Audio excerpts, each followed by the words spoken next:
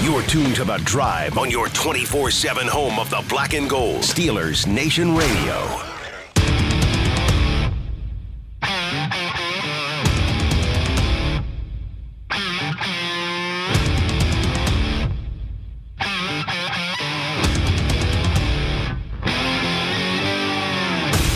Good afternoon, Steeler Nation. It's The Drive on the Steelers Audio Network. Wes Uhler and Matt Williamson. Finally Friday here, Matthew. We made it here Friday the 13th, actually. Yeah, day before Valentine's Day. A little creepy, huh? It is a little creepy. Friday the 13th, before Valentine's Day. The wife and I are celebrating Valentine's Day today. We're doing an early dinner right after this. Oh, nice. But on Friday the 13th.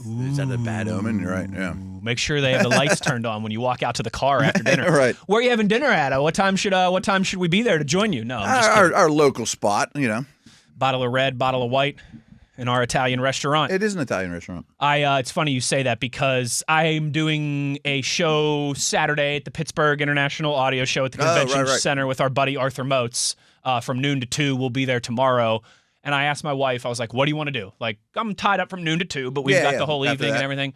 And she goes, you're going to be at the convention center, right? And I was like, yes. She goes, here's what you're going to do. She's like, you're going to go to PenMac after you're done with that show with Moats. Okay. She's like, you're going to buy pasta and bread and cheese and all that good stuff. She's like, and you're going to come home and you're going to make a delicious And you're going to cook for me, huh? Yeah, we'll have some red wine and we'll have some good pasta and sauce. And I was like, you know what, darling? That sounds fantastic. That does sound good. I'm in. Right, I'm in. right. It sounds a little bit cheaper, too, than some of the alternatives. It's cheaper than what I'll spend tonight, probably. So I'll take it. I'll take it. Matt, we've got plenty to get to on this Friday, as always. We're going to continue our daily draft discussion.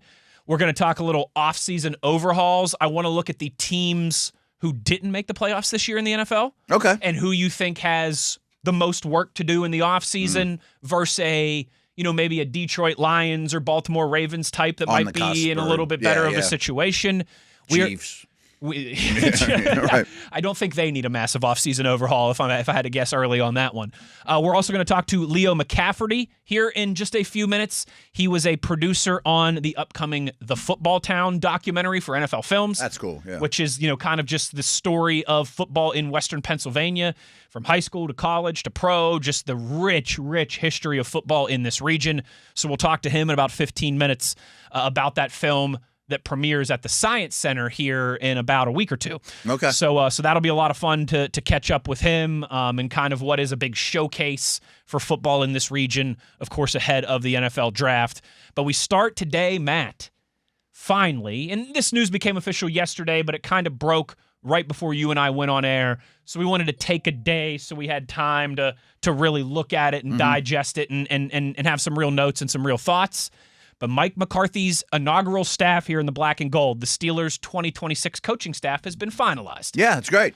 So, I know we were going to examine the size of the staffs compared to the Tomlin big era. Question everybody has. I know you're dialed in with what McCarthy's staff consisted of in Dallas. I did a little research there. Yeah. And this isn't good or bad, but these gentlemen, at least the coaches, I don't know the strength conditioning group, to be honest, they all worked or intersected with each other somewhere along the line. So 1 degree of separation. Yeah, there's like 1 degree of separation from each. So they should all know each other and be on the same page. Yes, they should. And so let's start from the top here. All right. We'll run through the offense. I'll give the names, kind of like similar to what we did with the quarterback tiers yesterday. Okay. I'll give the group here. We'll discuss the offense for a few minutes, defense for a few minutes, that kind of, general operating procedure. The offense, of course, offensive coordinator Brian Angelico, quarterbacks coach Tom Arth, offensive line coach James Campen, running backs coach Ramon Chinyoung Sr., wide receivers coach Adam Henry, tight ends coach Robert Kugler, senior offensive assistant Frank Signetti Jr., game management and quarterbacks assistant Tim Burbenich, assistant offensive line coach Jari Evans, and offensive quality control Eric Simonelli. Okay. First off, I think it's super cool that Jari Evans was such a great player and he's on your staff. And I think that carries weight, especially in a young O-line room. Even if they weren't, and if Troy Fautanu wasn't an NFL fan growing up, I think you recognize and understand who that person is in the room. Whether he ever gets in the Hall of Fame or not. Good call. The Munchak situation I saw firsthand. there's just immediate respect. Like, I don't think he like puts his highlights on and be like, "Look how I did it, Sonny boy." You guys know I was a Hall of Fame finalist this year. But if every lineman on the planet probably is at least going to YouTube his highlights and be like, "Oh, he was incredible." Like if you're someone like Zach Frazier and Mason McCormick, I gotta think that's certainly at least a name you remember. Like, oh yeah, that guy was winning the Super Bowl with Drew Brees. You know? Or you draft someone in the 4th round this year and he gets there and like, "Oh, what kind of player was he?" Like, I guess I'll look him up. Like, oh wow, he was really good. Pretty good Wikipedia scouting there. Yeah. So I think that's just cool. I don't know if he's a good coach or not. They apparently think he is, but I do think that just is one more pelt on the wall, to gain respect right away, and in a young O-line room, which is awesome. I was curious when they hired McCarthy, how did they describe the assistant quarterback coach and game day something? Game management and quarterbacks, Tim Burbenich. Okay. So I assume Coach Burbenich, it's interesting they have a side quarterback coach too, because you're like, well, if he's game management coach, what's he doing on Wednesday, or Tuesday? There is no game. So I assume he's going to be intersecting with the quarterbacks, as will the head coach. He's very hands-on with the quarterbacks, McCarthy. As I'm looking at this, because I wanted to piggyback off of what you're saying there, is it too early? Am I assuming too much to think that once they're in season, it could be a simple kind of delegation of Tom Arth, your job is to get Aaron Rodgers or whoever, insert starter here, ready for Baltimore on Sunday. Tim Burbenich, your job is to continue the development of Will Howard and the backup quarterbacks and make sure those guys are ready if they're called upon. I assume so. Because as you and I have laid out many times, there's only so many hours in the week for these guys to get out on the practice field. Like, that's the smallest position room of anyone. O-line's like, during camp, I got 17 dudes here, and we whittle it down to 10, or maybe even 12 with, like, practice squad. But it's also the most important and the most detailed. I think that's exactly how it is. I think Arth will hang with Rodgers or the starter, where the other guy is going to – we talk about this a fair amount on the show, but not enough. It's really hard to develop talent in the NFL, especially during the season, but – even in general, there's not enough hours of the day, fundamentals, footwork. I would assume your assistant quarterback coach is going to be in charge of the young guys.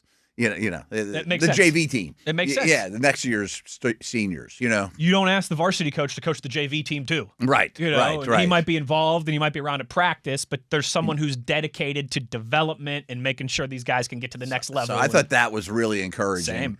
And what I was going to say more about his role is it's not the biggest secret in the world, but McCarthy has not been the best game day coach in the last 20 years. You've laid that out a few times. Yeah, I mean, and that's not uncommon for guys that are calling plays. They got a lot going on game day in addition to head coaching duties. But I think he was smart enough, or maybe it was Jerry Jones that suggested it, but I think his second year, I'm ballparking, his second year as Dallas's head coach, they went out and got a game day coordinator, a game day manager to basically be in his ear, call timeout here, coach. Challenge that. Don't challenge that. Yeah, all that stuff, because it's never been his strength. Hey, if they complete this pass, call a timeout. Or run the ball, call a timeout. If they don't, call 2 plays in the huddle here, or whatever it is. You're right. Or slow it down. Make sure everybody stays in bounds. Or this weird special team situation. You might take a safety here or whatever. Let them score. Those type of things. And it got a lot better in Dallas. Like if you look at McCarthy's, and I haven't studied this, I'm kind of secondhand information, but if you'd look at McCarthy's entire head coaching tenure, game day stuff was below the line until they hired somebody to do it. And then it was fine. Then people stopped complaining about it. That's encouraging to me. Great. Like he realizes he's not good at it, and so I'm going to have somebody else do it. Everybody has weaknesses. I don't care in what line of field we're talking about. If you're the most successful CEO in the world, you still have some areas that you're not the best at. Yeah. If you're the best football coach in the world, you still have some areas where you might not be an A+. Right. Recognizing that, admitting that, bringing somebody in to help you with that, I think is a strong sign of leadership. Yes, and it looks like this guy can kill 2 birds with one stone, of course. You're not going to just hire someone to show up on Sundays and be like, call timeout, coach. I mean, he's going to do other things throughout the week. And I think you nailed it. I think he's also going to be quarterback developer. Defensive side of the football So it here. must be somebody McCarthy knows and really trusts. If you're going to, because I wouldn't just meet this guy and he's telling me what to do on game day. Because those and are develop two my kind of quarterbacks. relatively behind the scenes roles, but they're two massively important ones really at the same important time. ones, though, right?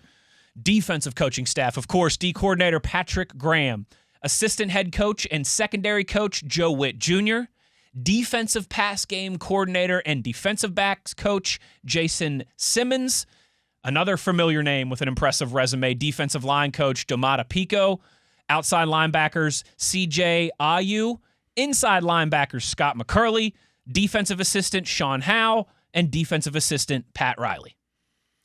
Don't have a ton to add out of this group that we haven't dug into before. Similar with Pico along the lines that you said of Jari Yeah, Evans, a recent player. I mean, Pico's not going to the Hall of Fame, but still, being a recent player, I think, goes a long way. I think again, you just want a balance amongst the staff. Yeah, youth and... Just because you were a good player doesn't mean you're going to be a good coach. There's a million examples of that in sports. Yes. Wayne Gretzky might be the worst NHL head coach ever if you go by record.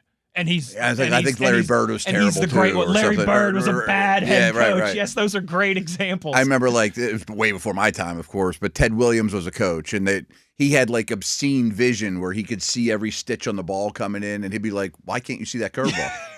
Because I'm not as good as you, dude. 2010 perfect, yes. Unbelievable Superman vision is why, because I'm human. But what was I going to say about this? Oh, a couple things. One thing it's just an area to keep an eye on or be a little concerned about is the whole defensive front, which in this case is D-line and outside linebackers. Those coaches don't have a lot of experience, and it's a really important job. I mean, they must be comfortable with them, but these guys are not they're not Coach Mitchell that have been doing it 1,000 Carl years. Dunbar. Yeah, the lion tamers, as they call them. That's a hard group of...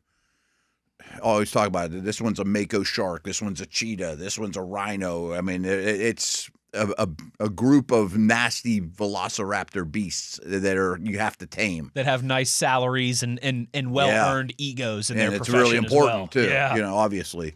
So that is just something to keep an eye on.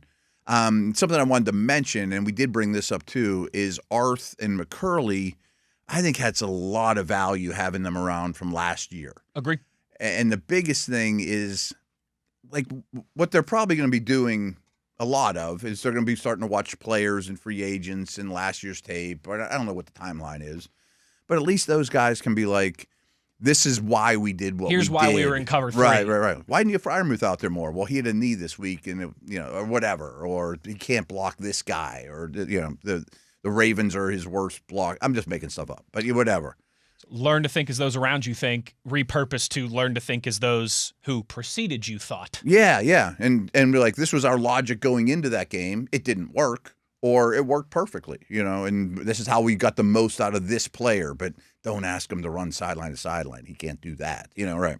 And then interesting special teams angle for you, Matt. Special teams coordinator Danny Crossman and senior special teams assistant Darius Swinton. First time since 2011 that the Steelers have had a multi-man special teams staff. Okay, I didn't know that. That's impressive by Danny that he did it all himself. I was going to say, when you have a veteran guy like Danny, maybe that makes a little more sense. Now, to his credit, Danny Crossman that's still a lot of people you have to coach. To Danny Crossman. I meant Smith, yeah. You've got another very experienced Danny in Crossman. Mm-hmm. But hey, I love the idea of adding to that special team staff. Why not bring in a number 2?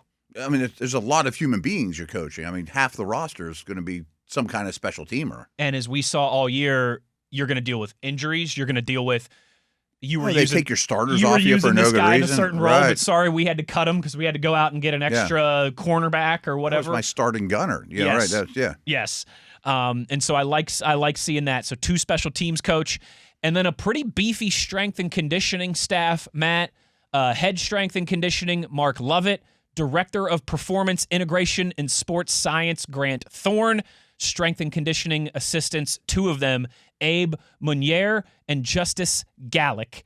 And then, of course, the final piece of this Mike McCarthy inaugural coaching staff, the chief of staff, Steve Scarnecchia. Okay. I don't know those how are to call. behind the scenes. We've talked about Scarnecchia and his father and all those things, too. I think a big thing he's going to do is I think it's pretty well known, too, that one of McCarthy's not least priorities, but things he's not going to spend as much time on is like practice prep. Like how many minutes are we going to do this period? How are we going to do this? Are we going to do red zone? Are we going to do third downs? I think Skarnecki is probably going to be doing a lot of that stuff, like building the practice scripts and that type of thing. Yes. It's from how I'm gathering it. And he's got a lot of experience doing that, as we've outlined in previous shows, and I expect that to be a real strength for Mike McCarthy here in year one. Just comparing to kind of round this conversation out, Matt, comparing coaching staff sizes, if you will. Mike McCarthy, and this is just, I don't know what the right way to label this is, coaches proper. Offense, defense, special teams. So this does not include the. Did you include Skarnecki or not? No, this does not include strength and conditioning and chief of staff. This is just offense, defense, special teams, coaches. And folks, they did not have a chief of staff last year. They did not. And at first, I'd never heard of it. And the strength and conditioning staff has been beefed up too. Okay, bigger than it was under Mike Tomlin. More people that are going to be dealing with players. Mike Tomlin, over the last few years, had the same size staff: 10 offensive assistants, 7 defensive assistant, 1 special teams coach, for 19 in total. Okay. Mike McCarthy has 10 offensive assistants, 8 defensive coaches, and 2 special teams coaches for 21 in total. So and the chief of staff and a beefed up strength and conditioning staff. Yes. I would even probably count the chief of staff as a football coach. I'm not exactly sure what it. Yeah, I mean, I don't think he's Kevin Colbert, Omar Khan. And that number 21 is the exact same number that Mike McCarthy had his last year in Dallas when he was with the Cowboys. Okay, I'm sure he had conversations during the interview process. Of course, they did. How would you like to build your staff? And he probably was happy with it. And let's do exactly what we did in Dallas. Is that cool with you guys? Sure, we can make that work. Okay, done deal. Yeah, it's different names. It's encouraging, right? Yeah. Because I think on the surface you might look and you might say, okay, 2 extra coaches. I like that, but I still wish it was a little bit beefier. But when you kind of zoom out a little bit further, I also think you can have too many cooks in the kitchen too. Some of these teams have like 30, 28. Yes. I'm like, what do you do? Yeah. Yes. So I think this is the right balance. You beefed up that staff. You added some more pass game, type coordinators and things like that. Assistants at certain areas and on special teams, chief of staff. So not, going super size me from Mike Tomlin's staff. Yeah. But certainly an upgrade. And I'm sure what will also happen between now and when you really get into regular season or training camp mode, some of these guys will be doing special projects. Why don't you go investigate this Seahawk defense? What can we learn from that? Yeah. Or whatever it is, draft stuff or whatever. Oh, they'll be busy. Don't worry. They're special projects. They're not just sitting on their laurels. Matt, speaking of special projects, one of those is the upcoming NFL Films documentary, The Football Town, about the history of our great game in our great region. Joining us next, one of the producers from that film and resident Yinzer, Leo McCafferty, will join us on the other side to discuss. Just getting going here on a Friday. Wes Uhler, Matt Williamson. It is The Drive, Steelers Nation Radio on the Steelers Audio Network.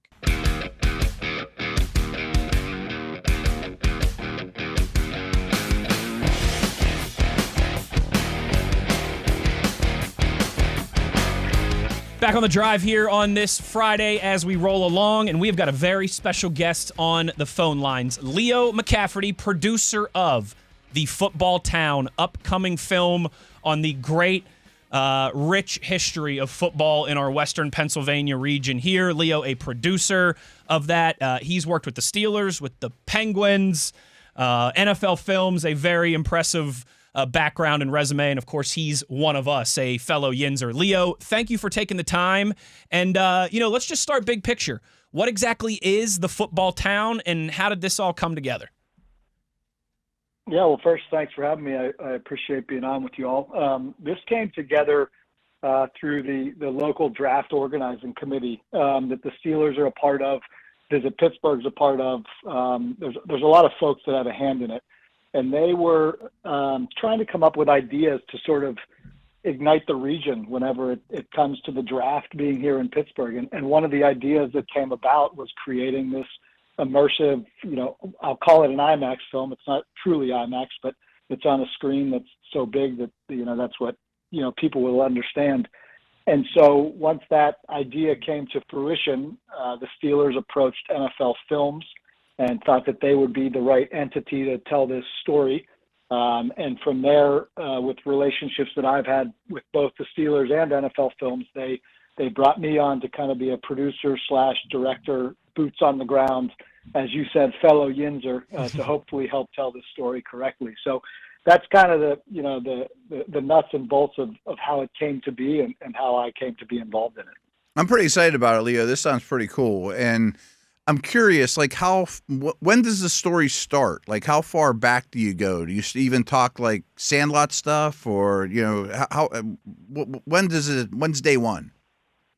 Well, the story starts, with Pittsburgh being founded. We start with George Washington. We start with where the Allegheny and the Monongahela, where they form.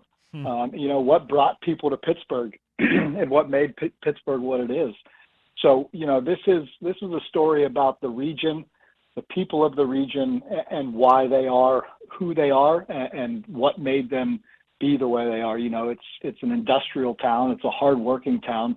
And, football has kind of been the thread, certainly over the last 75 years or so of what tied people back to Pittsburgh, whether they left or whether they grew up here. So the story is really about the people in the region, who they are, how they came to be, and why football is sort of this magical connection point and this thing that people have so much pride in, because it's more than just a game to the people of Pittsburgh. If you're from here, I think you'll understand that. And if you're not from here, hopefully this film will make you understand that. So, Leo, and then piggyback off that, if you don't mind, obviously a lot of this history has to overlap with the steel mills and the making of steel in the city. Is that a direct correlation? I mean, a lot of these great players that came out of here's fathers were steel mill workers. I mean, do you think that had an obvious effect on toughness, upbringing, competitiveness, all those type of things? Absolutely. There's a quote from Joe Namath from years ago that, when he was talking about growing up in Pittsburgh, he said, when you grow up, you're going to wear this uniform or that uniform. And he was referring to either a uniform that you wear in the steel mill or a football uniform. So I think that type of hard work, that type of grit, that type of determination that was forged in these steel mills and then transcended onto the football field created this natural sort of alignment between the people, their work and their leisure activities, their entertainment.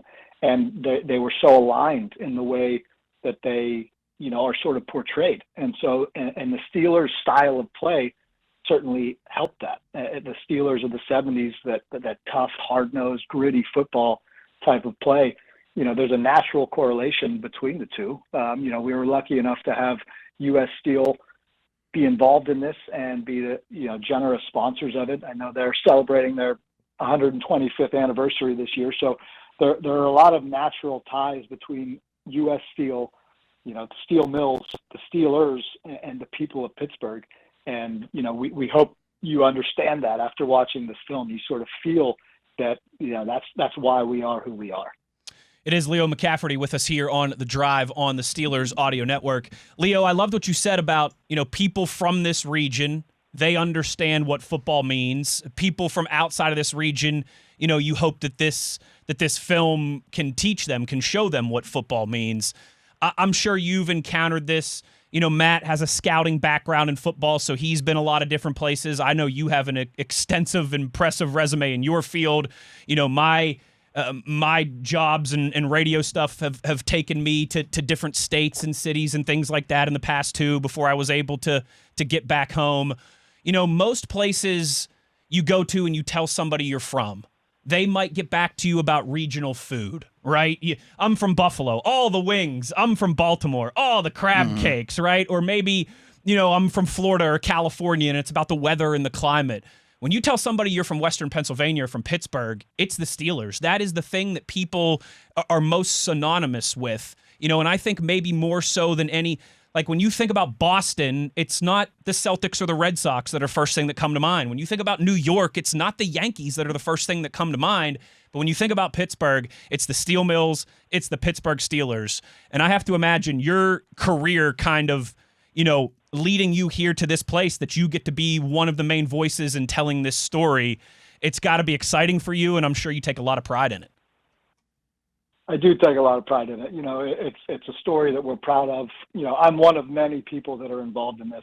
It's hardly just me, and it's hardly just one entity that puts something like this together. There are a lot of people that are behind this film and that made it happen. So proud of the group that we had, proud of the film, and to your point, I remember being abroad and getting in a cab, and the gentleman that was driving me around couldn't even speak English, but he asked me in so many words where I was from, and I said Pittsburgh, and he said, oh, I don't know where that is, but the Steelers. You like the Steelers, right? And I said, yeah, it's just amazing that that the brand of the Steelers transcends almost anything else when it comes to this region. The guy thought we were above New York, but he didn't even know where we were located, but he knew about the Steelers.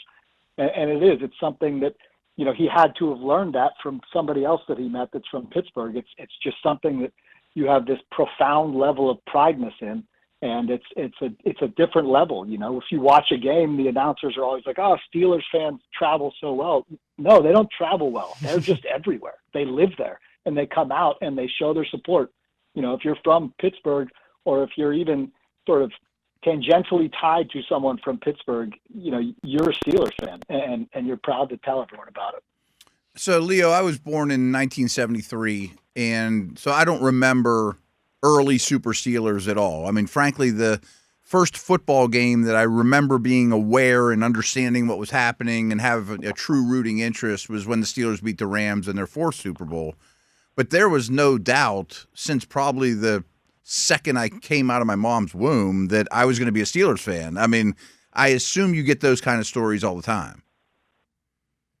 Yeah, we do, and that's also part of the story of this film. Basically, Okay. It's from the cradle to the grave. You were born, and you were swallowed in a terrible towel. And you pass away, and your tombstone, which is this sacred thing that represents your life, it says who you were married to, the day you were born, the day that you were died, and in a lot of cases around Pittsburgh, that you were a Steelers fan. And it's just this remarkable.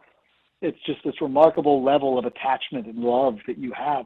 And to your point, it's almost not even a conscious choice, but it's one that you are very glad that you've made, and it's one that you're prideful about, and one that you show in so many different ways. I'm sure the film, I haven't obviously seen it, but it is more than just about, it's not the history of the Steelers. It's the history of the region. So I assume there was a time when this was the best high school, Bill Fralick and those guys are, the best high school football in the country. I mean, it's not now, but it's still really strong. Pitt was a phenomenal program for a lot of years. I would imagine there's a lot more of that in the film as well, right? Absolutely, yeah. This is way more than just a historical look at the Steelers and their success, which you could easily do a whole documentary on. But this is the story of football in Western Pennsylvania. As I mentioned, this screen is gigantic. I think it's 71 feet wide by 41 feet tall. Wow. And one of the pieces of this film is we showcase, and don't quote me on this, but I think 766 players from Western Pennsylvania were drafted into the NFL. And we use that screen to showcase that in a really unique way. And a lot of them are Hall of Famers. This is right. just, yeah, exactly right. And this is just, there are so many great players that have come from Western Pennsylvania. Pitt has a big piece in this as well. They are such a storied, historical franchise, as it relates to college football. And the high school section of this film is probably my favorite. It's just a very emotional, very raw, it helps you understand why people in Pittsburgh, are so tied to this game. But yes, to your point, this is all about the football that this region has produced. and it's produced great Steelers teams.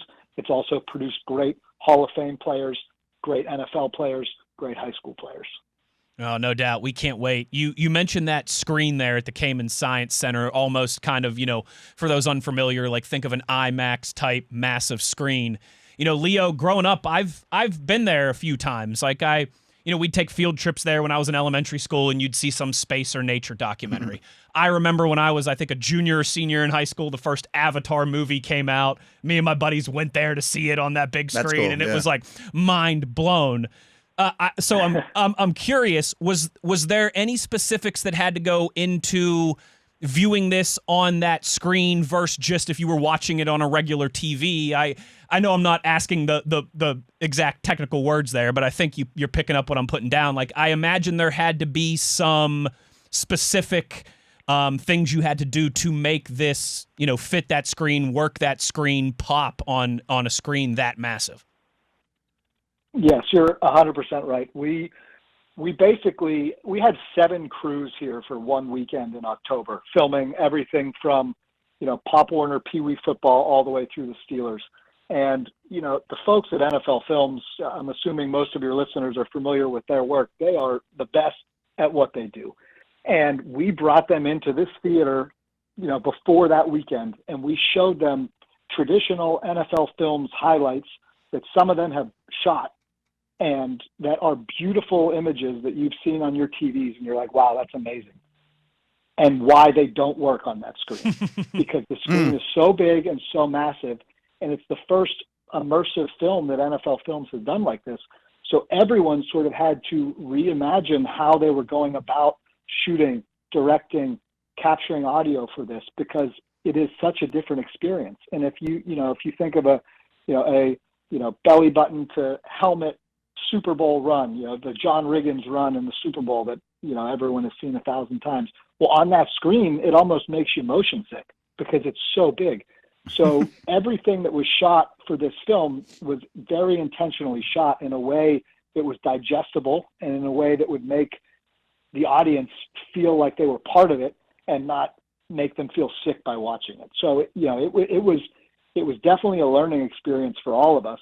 And to your point, everyone's probably been to this theater once or twice, but until you sit in there and watch something that's not intended for that screen, you don't realize what a difference it makes. And so we were really thoughtful about sort of everything that we shot. And you can't tell the story without telling the history. So some of that old footage that had to be in there, how do we make that work on a screen that size? So hopefully we delivered on it, but yeah, it's a good question because it was something that was very much thought out, and we really had to be mindful of the way we were approaching things. So Leo, I'm half kidding, but in all your research, did you find out what the quarterback secret sauce is in Western PA? I mean, is it something? Is it pierogies? Is it kibasi? I mean, what is it that produces Kelly, Montana, et cetera, et cetera, et cetera? Well, I don't want to give away the film, but one of my favorite lines in the film is from Bill Cowher. He's sitting with Jerome Bettis. They're sitting on the bank of the Allegheny, and they're talking football, and they're talking Pittsburgh. And Jerome Bettis asks him that exact question. Okay. He says, what is it? What's in the water here? And Bill Cowher says, it's the convergence of these 3 rivers, JB. It's the Allegheny and the Monongahela, and it combines to meet the Ohio, which takes you straight to Canton, Ohio. And I thought that was a great line, and not something necessarily logical in terms of what breeds great quarterbacks from this area, but I thought it was a great line that may help some folks understand kind of what's in the water here. Well, if Crafton's finest Bill Cowher says it's true, it must be true. Folks, Kamen Science Center website is where you get your tickets. The Football Town debuts Saturday, February 28th. CaymanScienceCenter.org. I've got it pulled up in front of me right here. It's right on the front page. You cannot miss it. Leo McCafferty, producer, director, The Football Town, one of us, fellow Yinzer. Leo, thank you so much for taking the time. All the best, and have a great weekend. Hey, guys, thanks so much for having me. I appreciate it. I hope all you fellow Yinzers enjoy the film.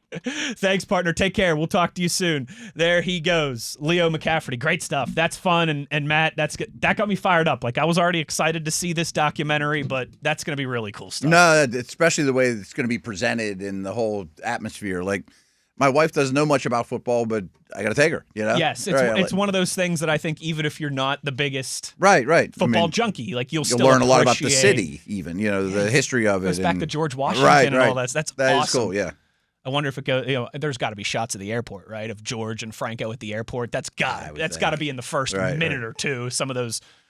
Well, it's narrated by Pat McAfee. So I was gonna do like a deep voice, and you arrive at Pittsburgh International Airport, and waiting for you is our first president and the man who was responsible for the Immaculate Reception. I can't wait. It's going to be awesome. That's great. Again, CaymanScienceCenter.org. I've got it pulled up right in front of me. It's right on the front page. You can't miss it. The Football Town, presented by U.S. Steel, begins first showings Saturday, February 28th. Hey, that's my birthday. And commemorates the NFL Draft in Pittsburgh, highlighting the region's unique place, in football history. After Matt and I have a chance to see that at some point in March, I would imagine we'll definitely have to discuss it further here on the show after we get a chance to take it in. I like it.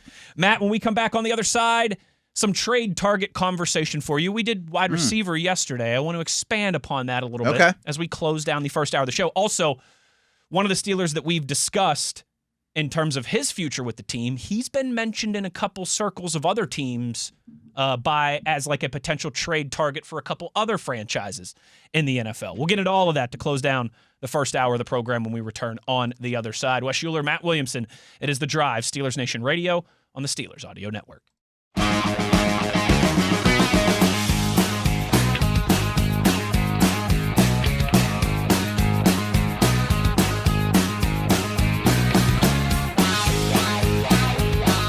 Closing down the first hour of The Drive here on a Friday.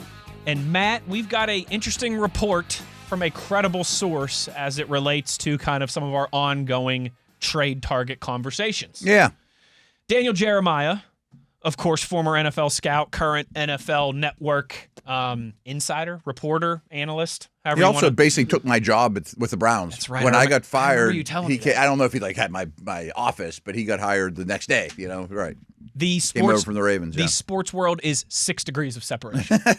It's a very hard foot to get in the door, but once you get that foot in the door, you're connected to everybody. He's one of the hardest guys to get at the combine. NFL Network guys don't usually go around Radio Row, but we should try to pull him aside and have this conversation at the combine. It'd be awesome. Hey, maybe you can butter him up and be like, "Hey, dude, you took my job. The least you could do is give us 10 minutes of your time here on the Steelers Audio Network." Matt, Daniel Jeremiah reporting that the Steelers, or just, I guess reporting might be the wrong word. Yeah, it sounds strong. But saying he believes the Steelers could execute another trade for a big-name wide receiver. Saying, and I quote, if A.J. Brown were to become available, there's another wide receiver.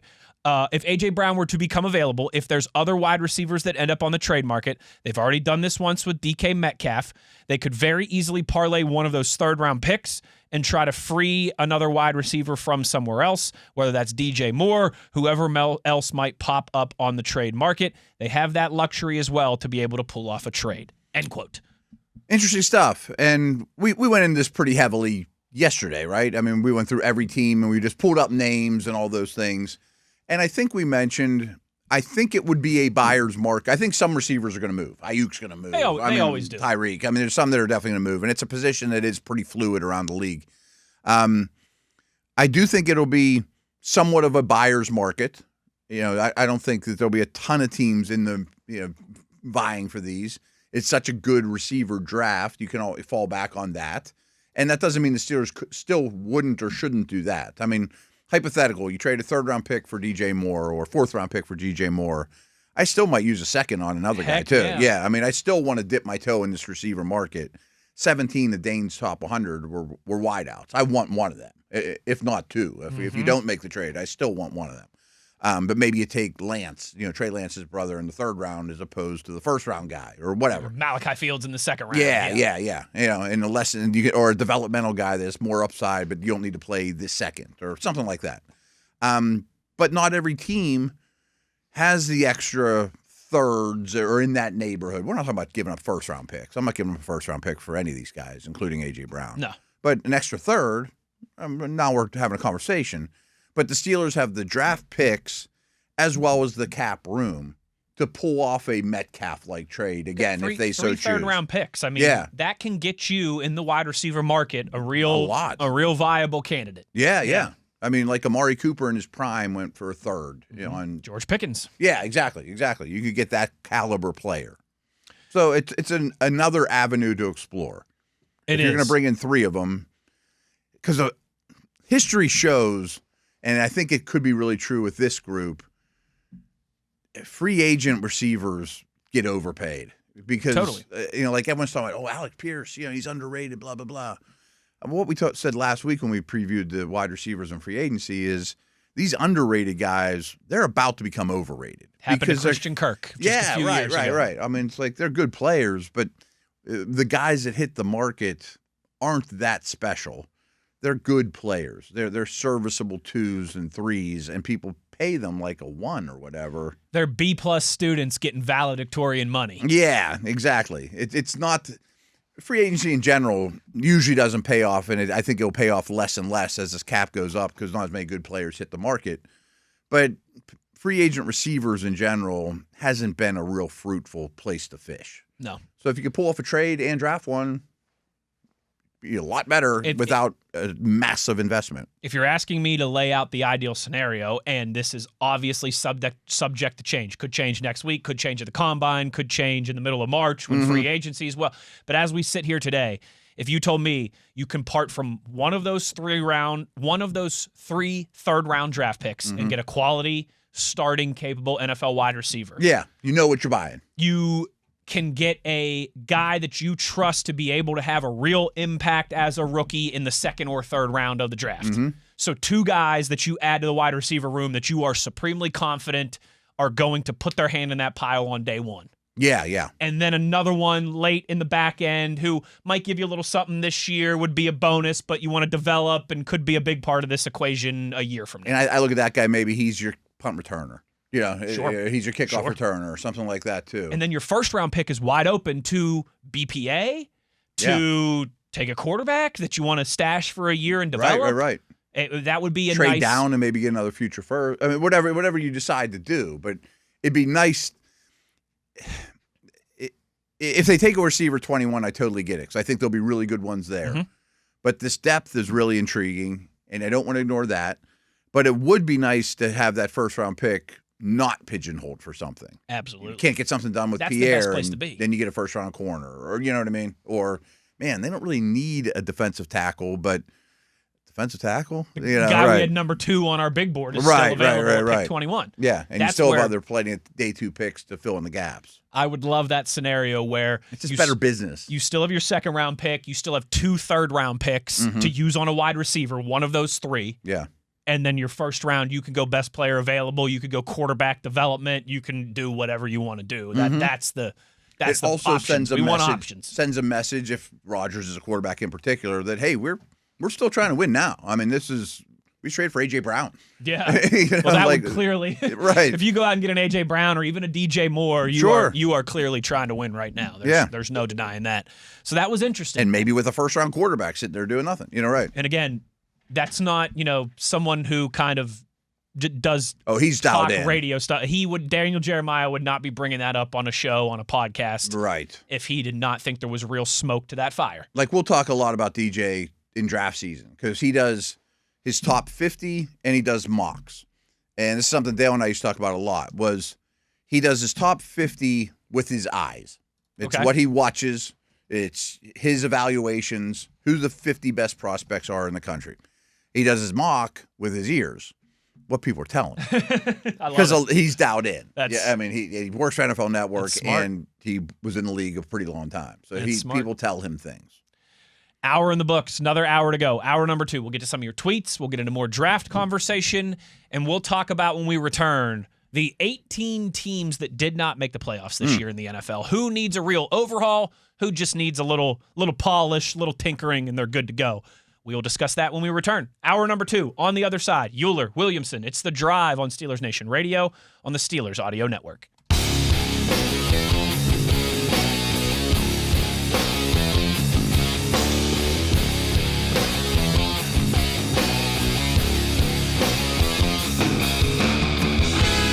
Good evening, Steeler Nation. How we doing? Well, that's good. Us too. Hour number 2 here on this Friday, last hour of the week, before we get to the Valentine's Day weekend. Ooh, yeah. Matt, in the spirit of romanticism, who's your favorite Pittsburgh Steeler ever? Wow. I guess Joe Green. Lambert was as a kid. I had a Lambert poster. He stood out. Like the Sports Illustrated cover? Yeah. Oh, no. It was like a Sports Illustrated poster back then, I loved that real quick, by the way. Yeah. You and I have both watched the Elway documentary on Netflix. Yeah. The opening scene is him describing his first game as a rookie in the NFL.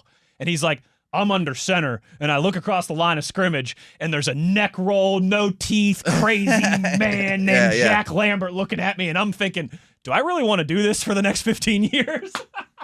Sounds about right. Yeah, I mean, because he was, when you were that young, I mean, I was like 6 or 7 when I understood really what football was, and they had just won the 4th Super Bowl. He was the most noticeable if you don't know the game. Like he made every tackle, he looked crazy. Sure. Right. Sure. Troy Polamalu for me. I thought so, yeah. I mean, I think if you're my age-ish, it's tough for Troy not to be your guy. Mm-hmm. Matt, 18 teams in the National Football League did not make the playoffs this past season. That is the case now in the National Football League. And I just wanted to, kind of go over the list here with you. Not that we have to deep dive into every single move we would make if we were these teams, but just kind of tiers of like, hey, if you're the Baltimore Ravens or the Detroit Lions, no need to panic, I guess panic is a relative word. Yeah, but and we'll get to the Ravens, I guess. But, I mean, they made a coaching change, and they do have a lot of needs. Let's start with the Baltimore Ravens. Okay. Don't have a ton of cap space, only $7 million projected right now. Now, a lot of these teams will make more. They'll restructure and trade guys and cut guys. And They have 7 draft picks currently. Yeah. Which is not a tiny, minuscule number, but isn't a beefy number either. And their top free agent, Tyler Linderbaum, is pretty significant. Oh, yeah. He's going to be tough to bring back. Already linked to both Harbaughs. Offensive line clearly regressed, but I think for them, the real kicker is it all just matters if you can get Lamar quickly turned around and back to Lamar of days past, I think they'll be just fine.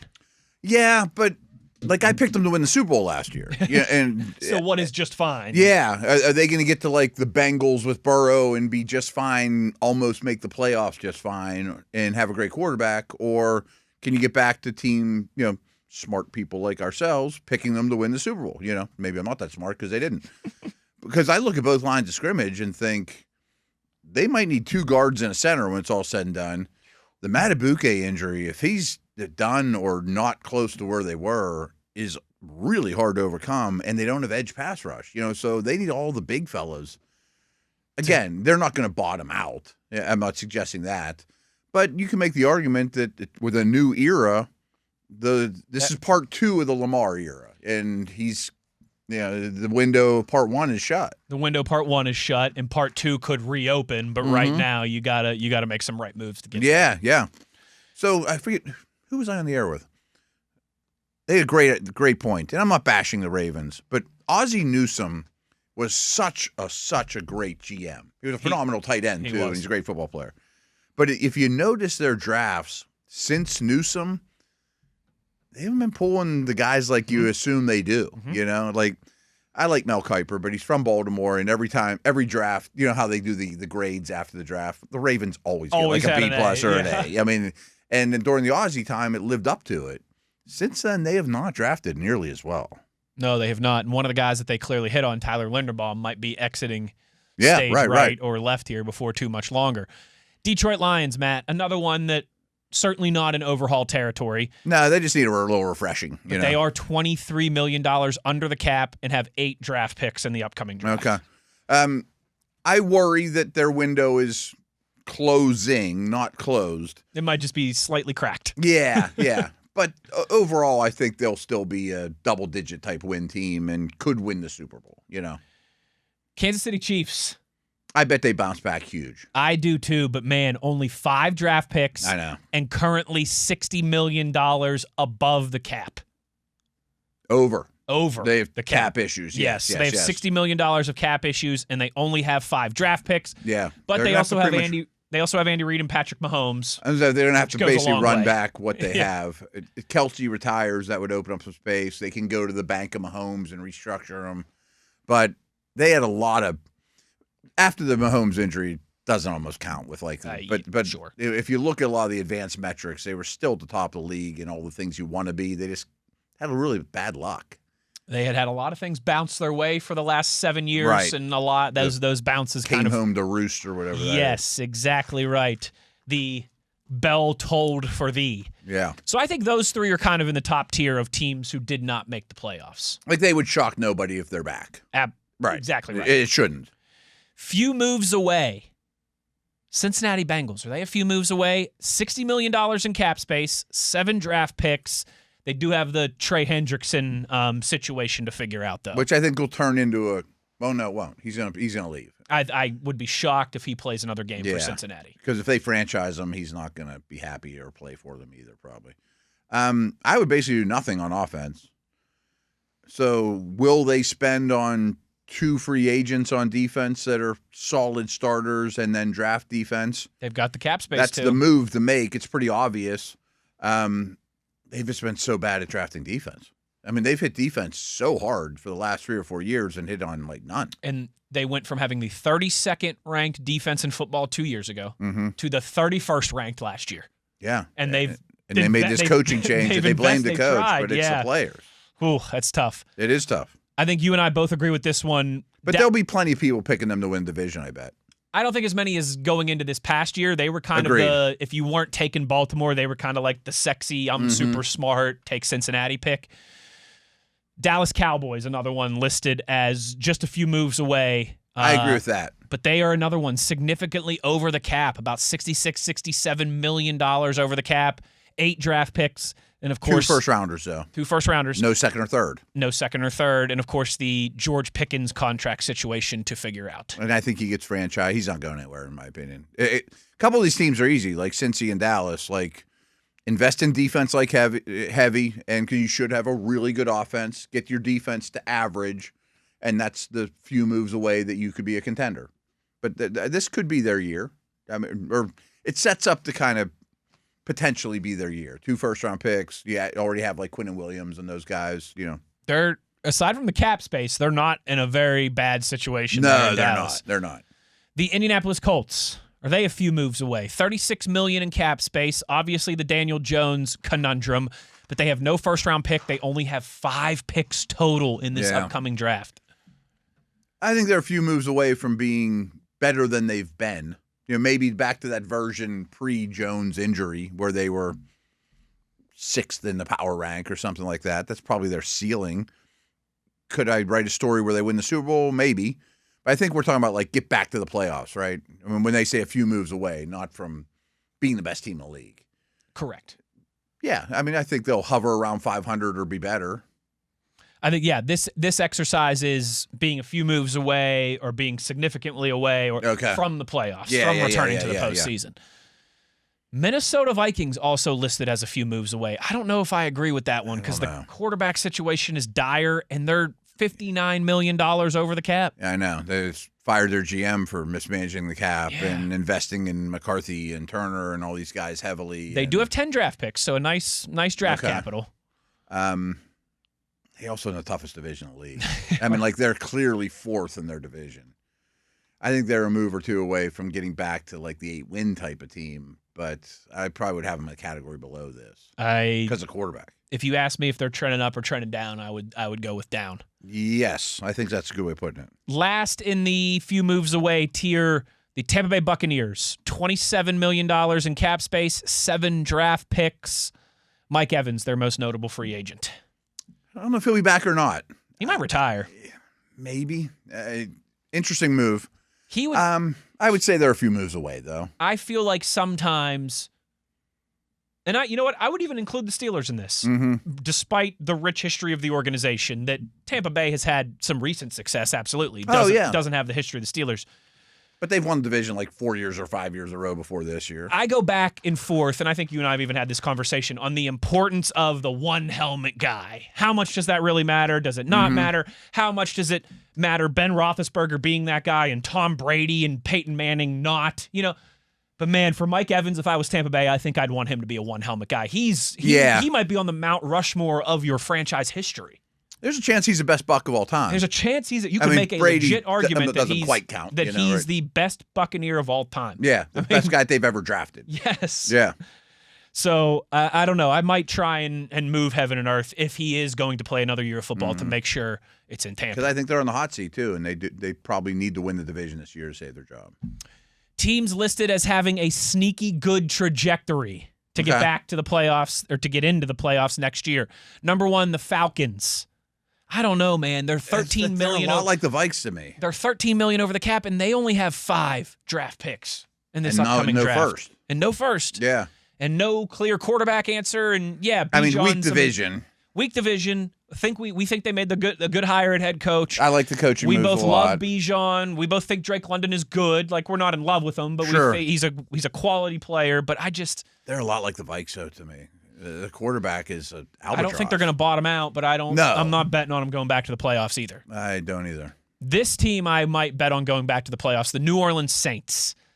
The only kicker is they are about $26.5 million over the cap, and they have some defensive veterans like Cam Jordan and Demario Davis that they have to make a decision on or find replacements for. They're making progress. I like the coach. I like the quarterback. Division's promising, obviously. They might be 2 years away, though. The New York Giants listed as sneaky good trajectory. I guess that all depends on Jackson Dart. Yeah. Like, so much of it feels like it depends on Jackson Dart. I do think Harbaugh raises all ships, though. Completely I think agree. it gets you out of the garbage category. But I don't think that's going to be enough to usurp the Eagles and the Cowboys. And potentially if the command, like, they still could be fourth. You're going to need Jackson Dart to be at least a B-level quarterback in the NFL if you want to make the playoffs in that division. Now, they played by far the toughest schedule in the league last year. Without Malik Neighbors, and they'll get him back. They lost Scadaboo early. Yeah. Yeah, Johnny Knoxville. And they do have an early pick. I mean, they have some resources to get better. I think they'll be a better football team than they were last year, for sure. Absolutely. Now, that doesn't mean you get in, $21 million in cap space, 7 picks in this upcoming draft. Then one team in its own tier, the Washington Commanders, listed as somewhere between contention and reset. They do have $51 million in cap space to go with 6 draft picks in this upcoming draft. And it's just kind of the fine line of young quarterback Jaden Daniels still on his rookie deal versus the old defense that clearly needs overhauled. This is almost the same conversation as Cincy and Dallas. I hope that all their resources go to one side of the ball, and that's defense. In the middle of a rebuild, the Cleveland Browns and the Tennessee Titans. Let's start with Cleveland. Tennessee's in a way better position, though. They should be in the sneaky, good. They should be with the Giants. Yes, and the Saints. Yeah. Middle of a rebuild, Cleveland Browns, $66 million over the cap. Offensive linemen, old and free agents. Right. They do have 10 draft picks. They did hit on a couple rookies and Fannin and Judkins and Schlesinger. And they have a defense. But their quarterback room is the most expensive and maybe the worst in the National Football League. The O-lines would really worry. The Raiders have the worst quarterback room in the National Football League right now, but only for a couple months. Till they get Mendoza. The Browns, theirs is the highest paid, and it's terrible. Right. I think they're the longest shot. Whatever the worst category is in this, the Browns and Jets would be in. Completely agree. They're not the same as the Titans. I'm shocked the Titans are in this rebuild tier 2 because they have nearly $80 million in cap space. They have 8 draft picks. Are there only these 2 teams in this category? These 2 teams are in the middle of a rebuild. I would take the Browns out, throw them in whatever the lowest one is, and I'd put the Giants. I wouldn't bump the Titans. I'd put the Titans and Giants together in this tier. You know what I mean? I think the Titans could be sneaky good trajectory, but I understand. I know what you're saying. I mean, we're kind of... They sign a good free agent or two. Cam Ward takes a step forward. They hit on a couple draft picks. They just have a long way to go. They do. I mean, so as I'm laying that out, that's like 3 or 4 things that have to go your way. But it's funny because we've seen this so much recently. Patriots this year, Washington the year before, Houston the year before, where these teams have picked in the top 5, not only go to the playoffs, but make some noise. We just assume it's going to happen every year. It's still pretty hard to pull off. It is. If they get to 8 or 9 wins would be a highly successful season. And then 4 teams, this is no surprising teams here, in full-blown overhaul territory. Miami. Jets. The Jets. The Raiders and the Arizona Cardinals. Yes. Arizona Cardinals, $13.5 million-ish in cap space, 7 draft picks. And I don't see their path to even getting an okay quarterback. That's, at least the Raiders have that potential. They have that feather in their cap. And they have about close to $88 million in cap space. They're going to look a lot different. Which could increase if they trade Max Crosby. They could have even more draft capital if they trade Max Crosby to go with it. Yeah, the Raiders are going to have a much different roster. And much different feel. Of these 4 bottom of the barrel, and I think we probably agree Cleveland should be the 5th, Yeah. I think the Raiders are in the best spot. I agree. Because they've got the cap space, they've got a couple nice pieces in Bowers and Genty, and you could take Mendoza first overall. And maybe this includes the Browns. Browns, Cardinals, Dolphins, Jets. Maybe, and I'm stretching, they land Willis, and he is really good. Yeah. Yeah. Miami's been linked to him because they hired a bunch of Green Bay people. And Miami has $27.5 million in cap space, 8 draft picks. They'll make more too. They'll cut Tyreek. They have Rasul Douglas listed as their top free agent, which I guess means they're not losing much. Which means they're not losing much. Right. I love Sewell. He's another one of those guys who was a great Mountaineer when I was in school, but their kind of hope for a quick turnaround is listed as A-Chain is really good, Aaron Brewer is maybe the best center in the world, and Patrick Paul rising. I'd say the O-line's showing promise. Yeah, that's a good start. But they're in a quarterback purgatory, and they're nearly $28 million over the cap. They have money problems. Last, Matt, and maybe least, the New York Jets. Good news is they do have almost $59 million in cap space. Right. 8 draft picks and some good ones. Yes, really good ones. Right. But they do not have. They have nothing to start with. Couple pieces on the offensive line. Yeah, the line's but that's about promising. Line, Garrett Wilson, Breece Hall, maybe they'll franchise, but by the time he's a running back, and by the time they're good, he won't be. He'll be on the downward slope of his trajectory by then. Maybe a Mason Taylor's okay. Some of the rookies from last year, but they would probably be my best bet to pick a first overall next year. I think it would be a 3-horse race between Cleveland and Arizona. Arizona at least has some good players. Yes. Okay. Just to be devil's advocate in this conversation, what if Justin Fields played okay for the Jets all season? And maybe a new coach to get more out of it. Instead of winning 3 games, they win 6 games. I don't know. It's possible. 2 games, they win 5 games. And I'm not saying they're picking outside the top 10. I don't think Fields will be their starter. No? I don't know if he'll be back with them or not, but I don't know. I bet they do something else. Okay.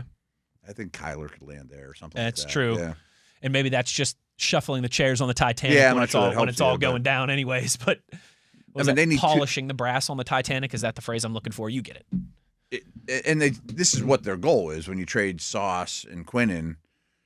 These next 2 drafts, if you can really hit on 2 drafts in a row coming up, then you're in good shape. Find a quarterback. Right. Yeah. You could be back, but it's going to be a while. Oh, it's going to be a long, not fun process. A lot of these teams have a clear path. It might be a long one, but it's a clear one. At least they have to getting better. They have a plan. We got the cap space. We have the draft capital. We need a quarterback. You have a plan, but everyone has a plan until you get punched in the mouth, Mike Tyson. And in the NFL, you get punched in the mouth a lot. They probably have a rough year. Hope they get in the arch. End up with in the same situation the Raiders are in now. March for arch. But as soon as we get no one they've ever drafted has been good except for Joe Namath. Hold on. Quarterbacks. Quarterbacks. Yeah, I was going to say. Come on. The Brickashaw Ferguson was pretty good. Yeah. All right. Nick Mangold Sanchez was had pretty a couple good. Years, but I'm talking about any quarterback they've ever drafted has not hit. Bart Scott was pretty good. Yeah. That Darrelle Revis guy, you've probably heard of him. But no, you're right. Quarterbacks. Even like Hackenberg in the early second round. They have not found a quarterback in the draft ever. It's tough, but some teams make it seem even tougher. When we come back on the other side, Matt, daily draft discussion. Although I guess we've had some of that, but this is the it's always specific. An overlap. There was an interesting article on ESPN. They do this around this time pre-combine every year of who they think are the true number 1 or first round grade players. I want to have this conversation. Draft. I saw it. It's a lower number this year. How's it compare to usual? What's that mean for the Steelers? Let's talk about that when we return on the other side. Wes Uhler, Matt Williamson, hour number 2 of The Drive here on Steelers Nation Radio on the Steelers Audio Network.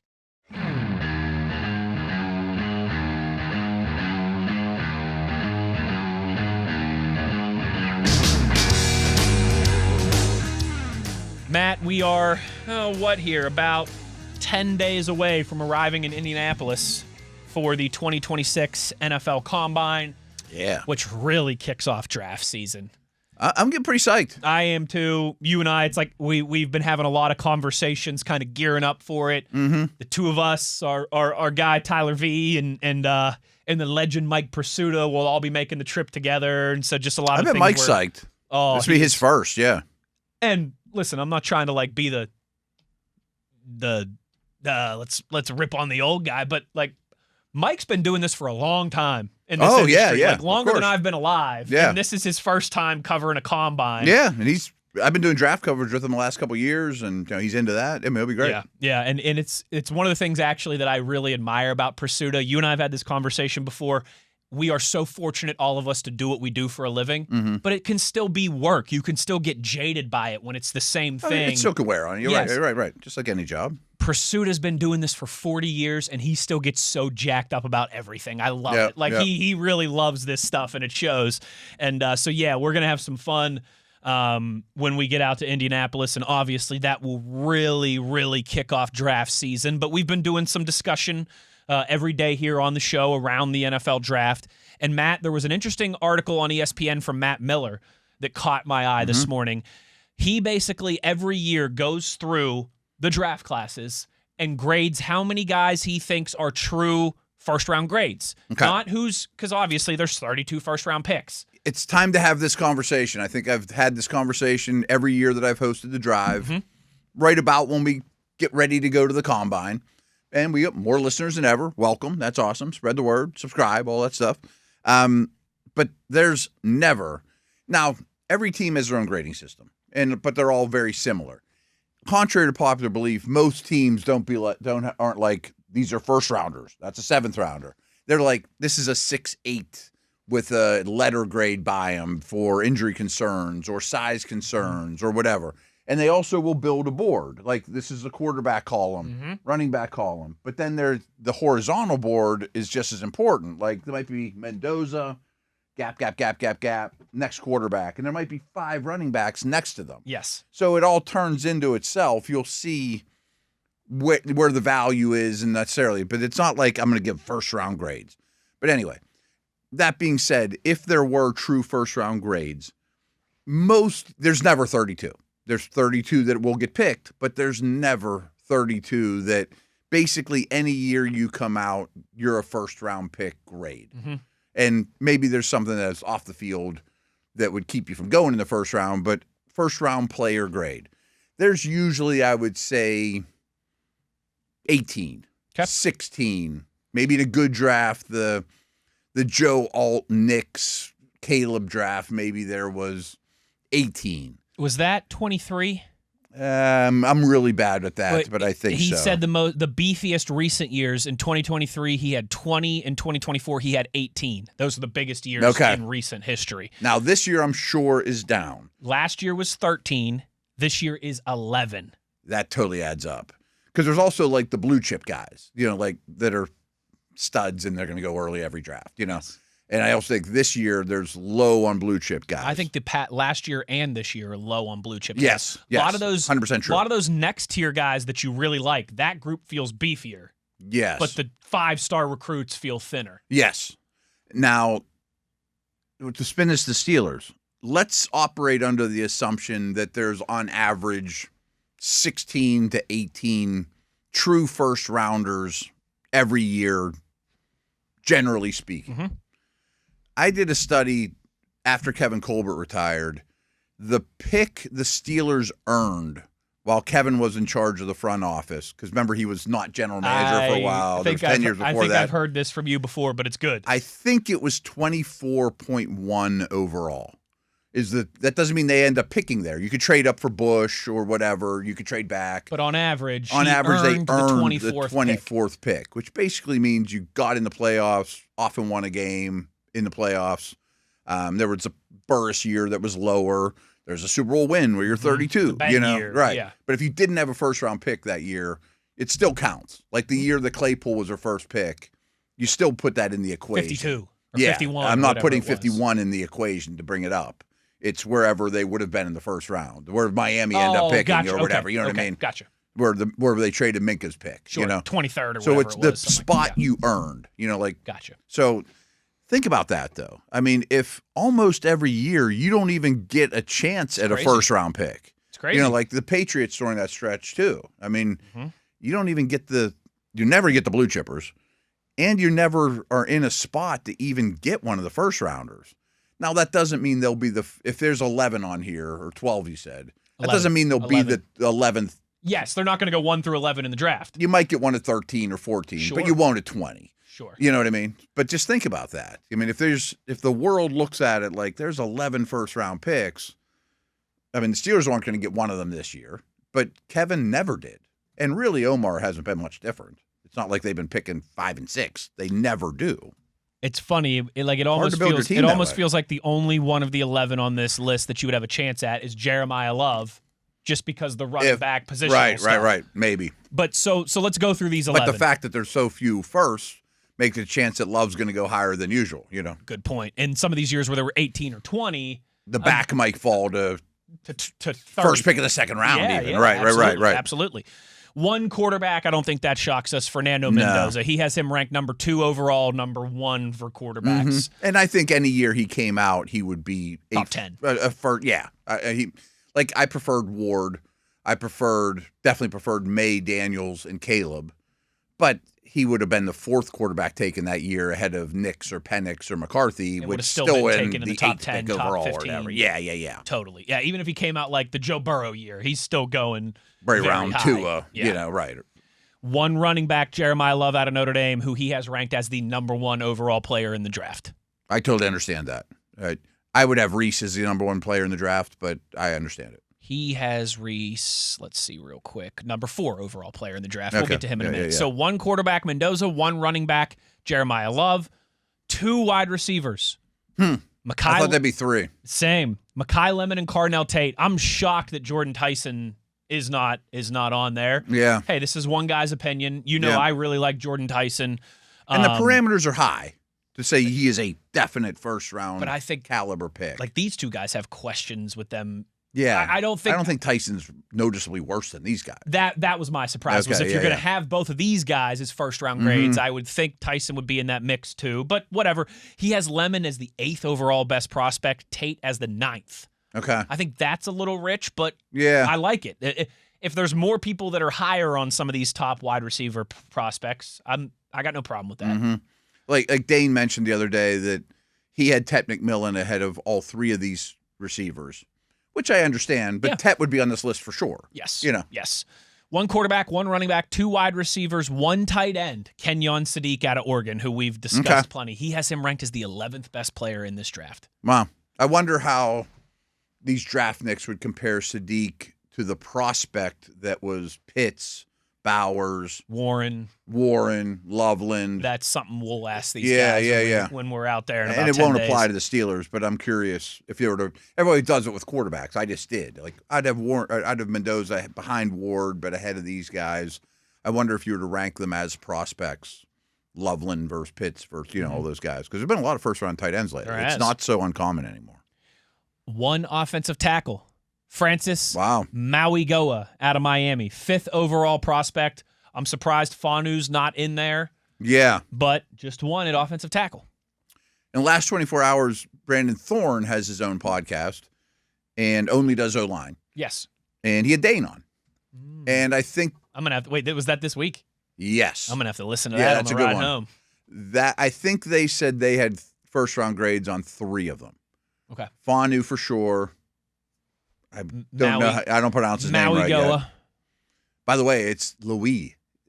Is it? It is. Kyle Louis. It is Louis. The Kessler master, Louis Luamba. Yes. Heard that one in the last 24 hours. How many different movies? I've gotten Titanic, Avatar, and now Monty Python references on the show today. Let's see if we can get another movie reference in here before we get out of here. But I think they had 3 tackles. Oh, no, they had 3 offensive linemen. The guard from Penn State as well. Is it really Louis? Hold on. This is blowing my mind now. I think it's Louis. Not Louis. It's not French. Is this guy from Nice or Montpellier? I think it's pronounced the way you would pronounce Lewie. Louis. Like Louis. Kyle Louis. Yeah. Okay. So I think that's how you pronounce it. Not Louis. The outrageous French accent. Right. Like Louis De Palma. You wouldn't know who that is. That's from DeVito and Taxi. Oh, is it? Yeah. Okay. I have. I've That's seen, before my time too, but that was like my dad's favorite show. And Taxi. Yeah. You talking to me? 0 interior offensive line ranked by him as first round. Okay. I'm surprised. They have the Penn State kid. I'm surprised that Vega Ione from Penn State isn't there. But again, this is just one man's exercise, one man's opinion. What I've seen, and again, he's further along the draft path than me, and Matt Miller is, but I think he's missing that one. I think Ione goes in the first round every year, and that's not easy to say for a guard. No, it is not. 2 edge rushers, no surprise here. David Bailey out of Texas Tech, number 6 overall. Reuben Bain Jr. out of Miami, number 10 overall. Okay. Usually there's more, though. Usually two's pretty low, right? Yeah. Yes. 0 defensive tackles, Matt. 0 interior defensive linemen with a first-round grade. He said Peter Woods is close. Yeah. Lee Hunter's close. Caleb Banks is close. I understand it, though. They all got concerns. But that they are, none of them is the kind of, the clear-cut prospect. One of them, and this is true for all positions, after the combine, this list might change by two players or whatever, Yeah. 2 off-ball linebackers, which feels like that's probably much more than most years. There's probably 0 or 1. Yes, and there's an argument for 3. The 2 Ohio State guys, Arvell Reese, of course, and Sonny Styles. And Allen from Georgia I think, is 3. a really strong prospect. The linebacker, this is a whole different conversation because I don't quite know what to do with Queen because you would get a lot of cap relief, and he's only on contract for 1 more year. You could trade him. You could cut him. I'd lean towards I want to see what this staff can do with him. And frankly, that's what I think of all defensive things is let's see what this staff can do with them, Ramsey, Queen, etc. But this is a really good linebacker draft, like the best one in a long time. They're going to be just off-the-ball guys. 4 or 5 guys taken in the top 50-ish. Yeah, and there's depth, too. I mean, and that's rare. Like, I kind of thought differently about, like, Holcomb, where I originally thought he's a good third, bring him back. And that'd be fine. I have no problem against Cole Holcomb. But now I'm like, if you can get a third-round linebacker in the 4th round, don't give Holcomb that money. Yeah. And if Queen leaves after this year, it might be him and Wilson. Right? Yeah. I might want to dip my toe in that linebacker draft situation. That makes a lot of sense. This is shocking, too, and you don't see it very often. 0 cornerbacks, Matt. That's like unheard of. Shocking. Now, he does say Jermon McCoy from Tennessee would have fit this bill last year, but he missed the entire year with that ACL injury. So let's say he goes to the combine and runs a 4.3 flat. He's going to be back. He'll be back in that list, I would think. If he was able to come out last year, which he wasn't because he was a true sophomore. So I'm kind of shocked Delaney's not, though. Yeah, I think he's very impressive. Yeah, I mean, I would think he was good at Virginia Tech, man, and then he took off at LSU last year on a bad LSU team. Like he might not go ahead of Stingley or Sauce or Patrick Peterson or Ramsey that all went like top 5. But I kind of feel Christian Gonzalez territory. Yeah, I would think he'd go in the middle of the 1st round just about any draft he came out. Only guy in the secondary, then 1 safety, no shocker here, Caleb Downs out of Ohio State, who he has ranked as the 3rd best prospect in this draft. Yeah, that's an easy one. Very, very easy. We don't know where he'll fall, but he's a 1st-round prospect all day long. I think I might ask you this, and this is probably a very easy yes, but if I said to you right now, Caleb Downs for your 21st overall pick, your answer would be? It is a yes, but then your team build and everything, it would have such a, like, Omar might get mad at me if you say yes. You know what I mean? Like I got all this plan. He's probably shaking his head at us. Right, guys. like that's. I need that to be a receiver so I can make this plan because then all the dominoes don't fall. You mess up your dominoes, but would you? Now I got to cut Ramsey, and then I got to use that money somewhere else. If I could tell you he's like Palomalu, Ed Reed, Sean Taylor type safety, would you be willing just take to mess the up your dominoes for that? Yeah, like if he's the most likely guy in this class to be a Hall of Famer one day. You say yes. Right, and figure it out from there, or live in Big Nickel, or, here's a great player, figure it out. I'm going to be very interested to see where him and Jeremiah Love are the 2 real, where do these guys land, and how does that affect everything Sadiq's right behind them in terms of weird position, Yeah. but great prospect, Let's take our last break here. We'll close down with a few of your tweets before we get out of here on the other side. Wes Uhler, Matt Williamson, it's The Drive on Friday the 13th. Steelers Nation Radio on the Steelers Audio Network.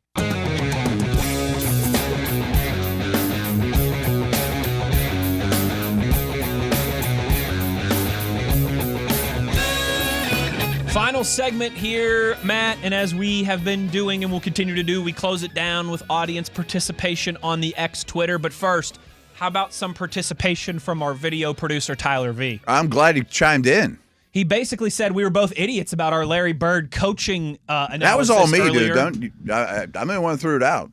And you he's didn't right. stop me, but I thought he was a bad coach, and he sure wasn't. But when you said that, I was like, yeah, that's right. I remember that. And he sure was not. He was only a coach for 3 years, Larry Bird. And in those 3 years, took the Indiana Pacers to the Eastern Conference Finals, the Eastern Conference Finals, and the NBA Finals. Yeah. Finished second, first in his division every year. That's pretty good. And won, in 3 years, won 2, 4, 7 playoff series in 3 years. He did everything but win a championship. I guess he was just fine. Which Larry, actually makes me happy because, like I said, you love Larry Bird. He was my favorite player. That was like when Magic and Bird were the things. Steelers Pittsburgh didn't have a team. I played a lot of pickup hoops. He was my favorite dude.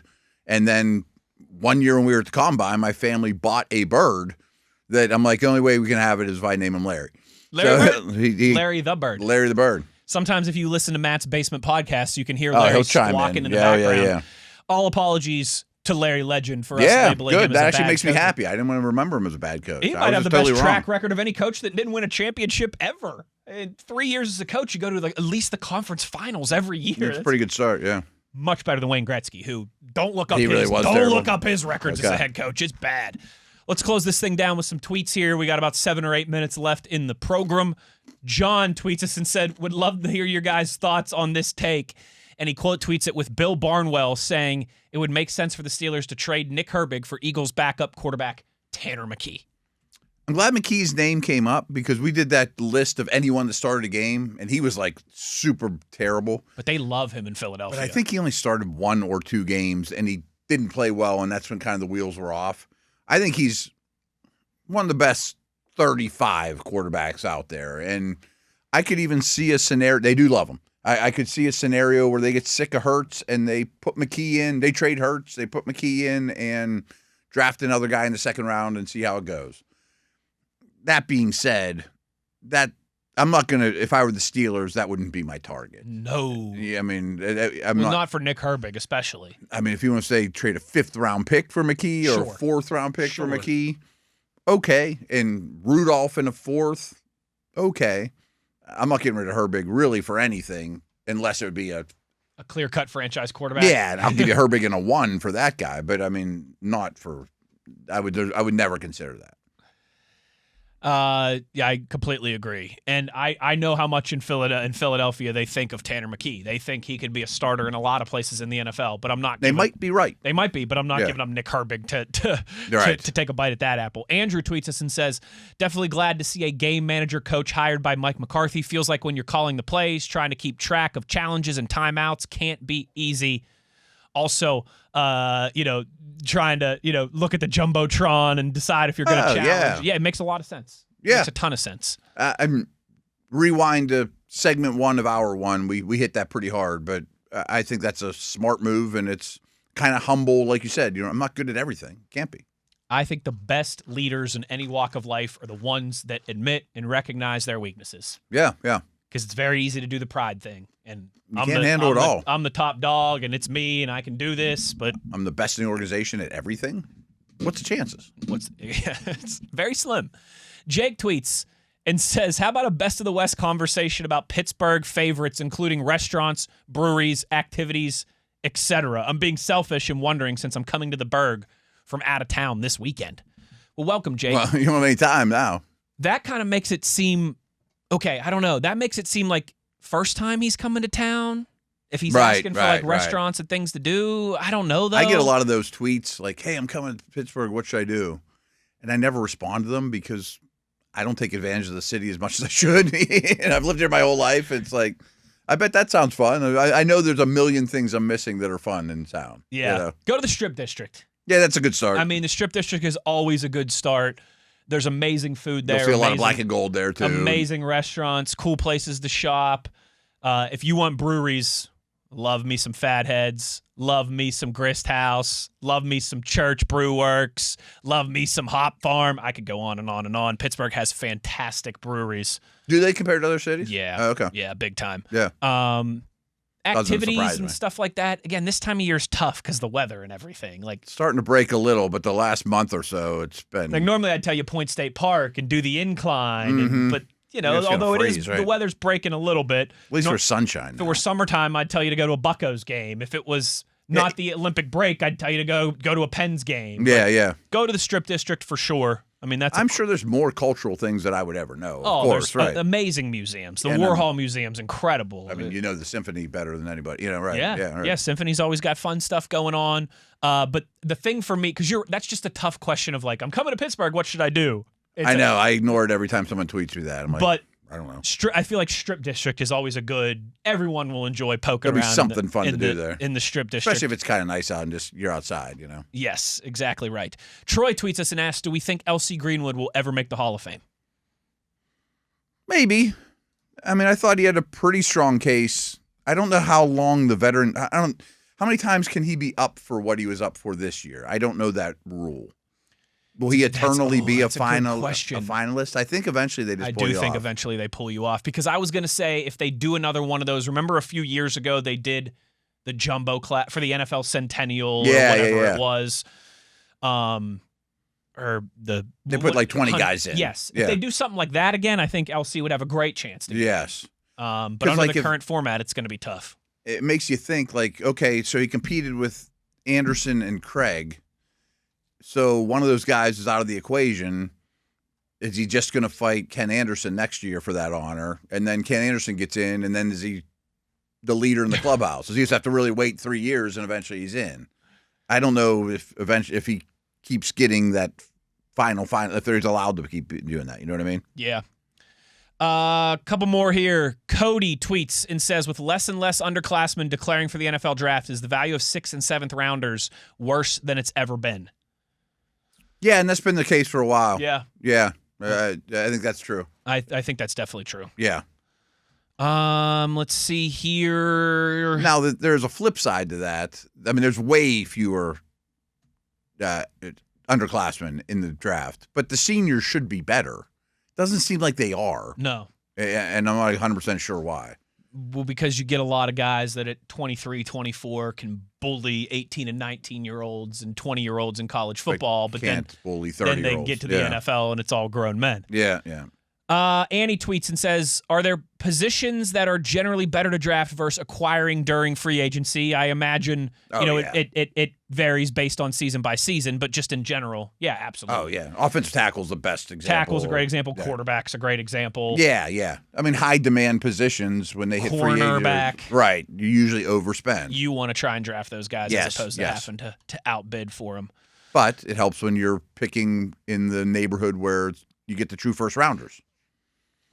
Let's see here. Tyler tweets and says, curious on your and Matt's thoughts on moving day 2 draft picks. I really like the idea of getting an early second-round pick and getting maybe someone like Max ENH or maybe trading some 3s to get a 2 for next year.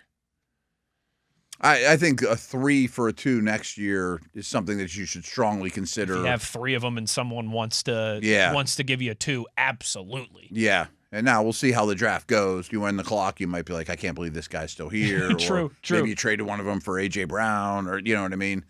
But in general, I definitely think, I know they won't make, what do they schedule to make? Either 12 or 13 picks right now. 12, I bet they make 12.